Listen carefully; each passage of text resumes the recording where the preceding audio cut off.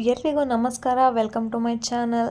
ನಾನಿವತ್ತು ತುಂಬ ಹೆಲ್ದಿಯಾದ ರೆಸಿಪಿನ ಸಿಂಪಲ್ಲಾಗಿ ಮಾಡ್ತಾಯಿದ್ದೀನಿ. ಅದು ಮಾಡೋಕ್ಕೆ ತುಂಬಾ ಸಿಂಪಲ್ಲು. ಅದೇನೆಂದರೆ ಕುಕ್ಕುಂಬರ್ ಹಾನಿ ಸಲಾಡ್.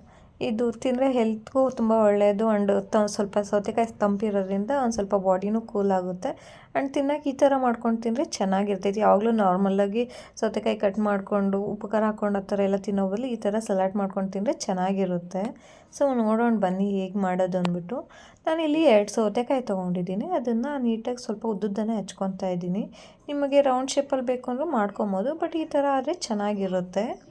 ಈ ಸಲಾಡ್ ಮಾಡೋದು ತುಂಬಾ ಸಿಂಪಲ್. ಸ್ವಲ್ಪ ಬೇಗನೆ ಮಾಡ್ಕೊಂಡು ತಿನ್ಬೋದು, ಬಟ್ ಈ ಥರ ಮಾಡೋದ್ರಿಂದ ಟೇಸ್ಟ್ ಸ್ವಲ್ಪ ಡಿಫ್ರೆಂಟಾಗಿ ಚೆನ್ನಾಗಿರುತ್ತೆ. ಸೊ ಅದರಿಂದ ಒಂದು ಸಲ ಟ್ರೈ ಮಾಡಿ ನೋಡಿ, ಗೊತ್ತಾಗುತ್ತೆ ನಿಮಗೂ ಯಾವ ಥರ ಡಿಫ್ರೆಂಟ್ ಟೇಸ್ಟ್ ಅಂತ.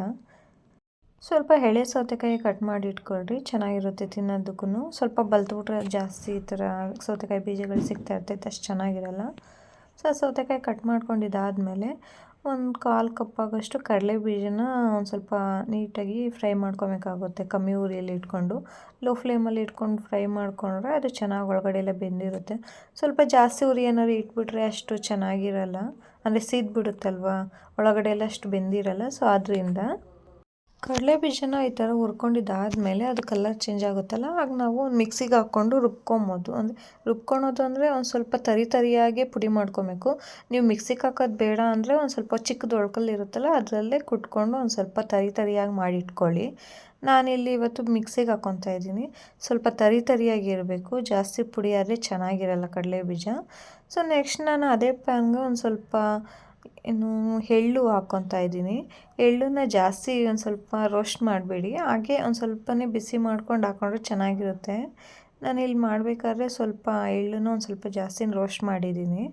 ಆಮೇಲೆ ಒಂದು ಬೌಲ್ಗೆ ಒಂದು 2 ಸ್ಪೂನ್ ಆಗೋಷ್ಟು ಚಿಲ್ಲಿ ಫ್ಲೇಕ್ಸ್ ಮತ್ತು 2-3 ಬೆಳ್ಳುಳ್ಳಿನ ಕಟ್ ಮಾಡಿ ಸಣ್ಣದಾಗಿ ಹಾಕ್ಕೊಂಡಿದ್ದೀನಿ. ಈಗ ಇದಕ್ಕೆ ಎಳ್ಳು ಹಾಕಿದ್ದೀನಿ. ನೀವು ಎಳ್ಳನ್ನು ಬೇಕಾದ್ರೆ ಡೈರೆಕ್ಟಾಗಿ ಸೌತೆಕಾಯಿಗೆ ಹಾಕ್ಕೊಬೋದು. ಹಾಗೆ ಚೆನ್ನಾಗಿ ಕಾಯಿಸಿಟ್ಕೊಂಡಿರೋಂಥ ಎಣ್ಣೆನ ಹಾಕಿ ಇದನ್ನು ರೆಡಿ ಮಾಡಿಟ್ಕೊಂಡೆ. ಈ ಕಟ್ ಮಾಡ್ಕೊಂಡಿರೋ ಸೌತೆಕಾಯಿಗೆ ರುಬ್ಬಿಟ್ಕೊಂಡಿದ್ದಂಥ ಕಡಲೆ ಬೀಜನ ಮತ್ತು ನಾವು ರೆಡಿ ಮಾಡಿ ಇಟ್ಕೊಂಡಿದ್ರಲ್ಲ ಅದನ್ನು ಹಾಕಿ ಮಿಕ್ಸ್ ಮಾಡಿಕೊಂಡ್ರೆ ಸಲಾಡ್ ರೆಡಿ ಆಗುತ್ತೆ. ಸೊ ಉಪ್ಪು ಎಷ್ಟು ಬೇಕೋ ಅಷ್ಟು ಹಾಕ್ಕೊಳ್ಳಿ. ನೀವು ಎಳ್ಳನ್ನು ಡೈರೆಕ್ಟಾಗಿ ಎಣ್ಣೆಗೆ ಹಾಕೋ ಬದಲು ಈ ಥರ ಇದಕ್ಕೆ ಹಾಕಿದ್ರು ಚೆನ್ನಾಗಿರುತ್ತೆ. ಯಾವ ಥರನೂ ಮಾಡ್ಕೊಬೋದು, ಅದು ಆಪ್ಷನಲ್.